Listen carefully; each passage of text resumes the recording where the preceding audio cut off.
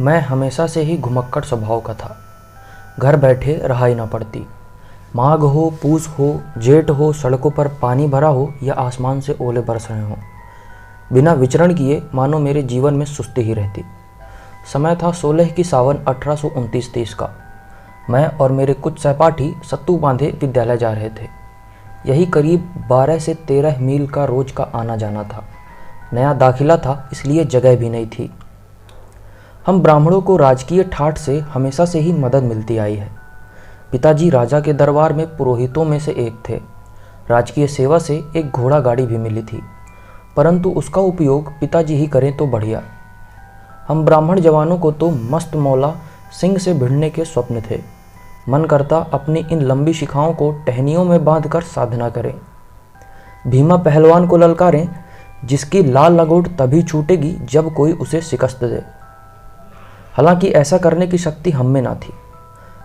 हम क्या, गांव के पहलवानों का एकमात्र लक्ष्य भीमा की लंगोट उतारना था। दिन में 8-8 घंटे कसरत करते और रात में खुद को भीमा की लंगोट उतारते स्वप्न देखते, परंतु यह स्वप्न अभी तक सच न हुआ। हमें भी दिन में एक आध बार ऐसे ख्वाब आ ही जाते थे। भले ही भीमा हमें एक मुष्टि के प्रहार से ढेर कर दे, पर उसे क्या पता, हमने अपने स्वप्न में उसे करोड़ों बार चित किया है। विद्यालय जाने के लिए जंगल और नदियां पार करनी पड़ती, और यह बड़ी आसानी से हो जाता क्योंकि हम 4 थे, बड़े घनिष्ठ मित्र। राम खिलावन, रघुराम, चक्रपाणी और मैं चिरंजीवी। आज अगर मेरा सही नाम किसी के मुख में नहीं है तो उसका कारण सिर्फ चक्रपाणी है। उसने मुझे जिंदगी भर चिरौंजी ही बुलाया है, और अब लोग मुझे चिरंजीवी की बजाय चिरौंजी के नाम से जानते हैं। कभी कभी मैं अपना ही नाम भूल जाता हूँ। खैर, हम चारों 16 वर्ष के थे। विद्यालय भी केवल शस्त्र शिक्षा, जो केवल क्षत्रिय पुत्रों को ही सिखाई जाती, हमारा चित्त सिर्फ उसी में था, और धमा चौकड़ियाँ मचाने जाते थे। वेदों और पोथों में हमें कोई रुचि ना थी। जब मैं 5 वर्ष का था, एक गोरा हमारे गांव में ठहरा था। मैंने उसकी पतलून में एक मधुमक्खी का छत्ता डाल दिया था, और उसे आज भी तशरीफ की शिकायत है। इस घटना को सुनकर मेरे ना जानने वालों को मुझसे वाकिफ कराया जाता। मेरे सहपाठी और मैं विद्यालय के नाम पर सैर करने निकल जाते। एक बार की बात है, ऐसे ही एक दिन विद्यालय जाते समय चुन्नू लाल के समोसे की दुकान पर रुके। चुन्नू के समोसों की जो साख थी, वह या तो आप अमृत पी लीजिए या चुन्नू के समोसे खा लीजिए। चक्रपाणी अपनी शिखा को गांठ लगाते हुए बोला, अरे बंधुओं, गुरु जी का गृह कार्य पूरा तो किया है ना? हम सभी ने हाँ में जवाब दिया। चक्रपाणी पुनः बोला, सुना है इस बार गुरु जी ने बेशरम की बेंत मंगाई है। रघुराम यह सुनकर सहम गया। आश्चर्य से बोला, क्या कहते हो? चक्रपाणी को अतिशयोक्ति का मौका मिला। बोला, हाँ, यही कोई 3 से 4 हाथ लंबा, क्षत्रिय पुत्रों को उल्टा लटकाकर और ब्राह्मणों की शिखा दबोचकर दिया जाता है। चक्रपाणी के इस व्याख्या से मैं भी घबरा गया। गृह कार्य तो मैंने भी नहीं किया था। जरा ठहर कर सहमी आवाज को कठोर स्वर में ढालकर मैंने बोला, तो फिर क्या किया जाए मित्रों? हम सभी ने एक दूसरे की तरफ देखा और तब तक देखते रहे जब तक राम खिलावन ने बीच में यह कहकर माहौल न बिगाड़ दिया कि वह गृह कार्य करके आया है। लेकिन जब हमने तीव्र दृष्टि खिलावन पर डाली तो वह बोल उठा, सुना है पश्चिम में बहुत सुंदर ऋतुराज नाम का सरोवर है। हम चुन्नू लाल के समोसे खाकर वहां से निकले। कुछ मील चलने के बाद खुशकिस्मती से एक बैलगाड़ी मिल गई।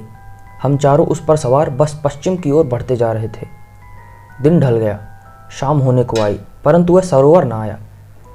खिलावन अब इस जर्जर सड़क पर और दच के नहीं खा सकता।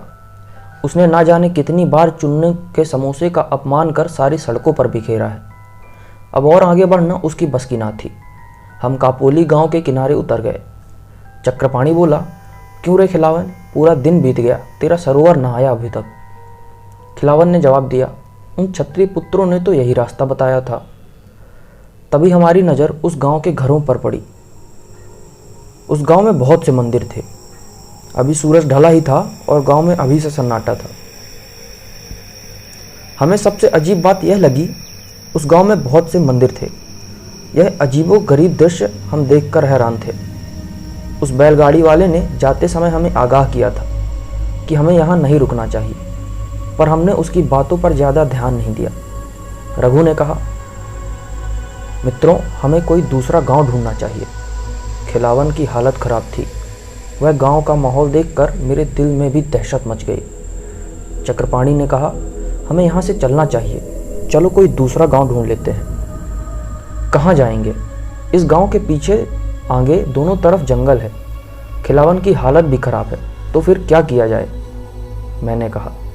खिलावन बोला, चलो चलकर लोगों से पूछते हैं। हम सभी गांव के अंदर प्रवेश करते हैं। किसी भी घर में कोई भी रोशनी ना थी। मुझे लगा एक घर की झांकियाँ जरा सी खुली हुई हैं और उसमें से एक छोटा बच्चा हमें ही निहार रहा है। मैंने जैसे ही उस तरफ रुख किया, उस बच्चे की माँ ने उसे खींच पट बंद कर लिया। जरूर यहाँ कुछ अजीब हो रहा है, खिलावन ने कहा। चलो किसी का आश्रय लेते हैं। हमने एक दरवाज़ा खटखटाया, मगर किसी ने ना खोला। हमने ना जाने कितने ही दरवाजे खटखटाए, पीटे, मगर किसी ने चूं तक भी ना करी। हमने आखिर मंदिर में रात गुजारने का मन बना लिया था। तभी एक दरवाज़ा खुला। वहाँ से एक बूढ़े व्यक्ति ने इशारा कर हमें बुलाया। वह बहुत जल्दी में था। हम भागकर उसके घर के अंदर घुस गए। हमने अपनी सांसें पकड़ी। उस बूढ़े व्यक्ति ने कहा, तुम लोग जरूर कोई मुसाफिर मालूम होते हो। कौन हो तुम लोग? मैंने जवाब दिया। हाँ, हम यहाँ से कहीं दूर विढोल गांव के निवासी हैं। अनजाने में यहाँ चले आए और यहाँ देखा तो उस बूढ़े व्यक्ति ने मुझे बीच में ही टोकते हुए कहा, इतनी बड़ी दुनिया में तुम्हें बस यही गांव ठहरने को मिला है? रघुराम डर के मारे बोल उठा, आखिर क्या अजीब है इस गांव में? यहाँ के लोग ऐसा क्यों? तभी बाबा ने दीपक बुझा दिया। इस चुड़ैल का रोशनी में नाम लेना भी ठीक नहीं, बाबा ने बोला। इस गांव में एक ब्रह्मासनी का साया है। ब्रह्मासनी यह एक बहुत ही रहस्यमयी एवं गुप्त चुड़ैलों की प्रजाति है, जो हर पूर्णमासी की रात अगले 15 दिनों तक हर 7वें घर को निशाना बनाती है और उस घर के किसी एक सदस्य का शिकार करती है। इन रातों में संध्या ढलने के बाद अगर कोई बाहर निकलता है तो समझो उसने अपनी मौत को दावत दी। कई तांत्रिकों, पुजारियों ने इस ब्रह्मासनी को रोकने की कोशिश की, मगर असफल रहे और अपनी जान गंवा बैठे। पिछले वर्ष की बात है, हर 7वें घर के बीच एक मंदिर बनवाया गया, महज एक आखिरी उपाय के तौर पर। बाबा की बात सुनकर हम सभी भयभीत थे। चक्रपाणी, जो खोखले पुतले की तरह भीमा की लंगोट खोलने की डींगे भरता, आज न जाने उसकी लंगोट संभल नहीं रही। चक्रपाणी बोला, हाँ, हम कल सुबह ही निकल पड़ेंगे। मैंने बाबा से पूछा, क्या यह मंदिर उस ब्रह्मासनी को रोक पाएगा? तभी एक गजब का तूफान आया और दरवाज़ा उस हवा की गति से हिलने लगा, मानो यह हवा दरवाज़ा तोड़कर अंदर आना चाहती हो। हम सभी भयभीत थे। एकमात्र जलता हुआ दीपक भी बुझ चुका था। इसी ऊहापोह में मेरी नज़र बाबा पर पड़ी तो उनकी आंखें उल्टी हो चुकी थी। नाड़ी जांचने पर पता चला कि वह दम तोड़ चुके थे।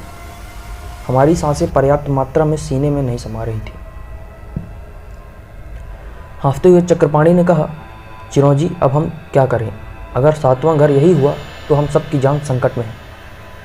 रघु ने कहा, हमें यहाँ से भाग जाना चाहिए। परंतु बाहर और भी ज़्यादा संकट है, खिलावन ने अपना संदर्भ बताया। न जाने मुझे रघु की बात ठीक लगी। उस दिन के ग्रह ही इतने खराब थे कि बदकिस्मती से हमने रातों रात गांव छोड़कर भागने का फैसला किया।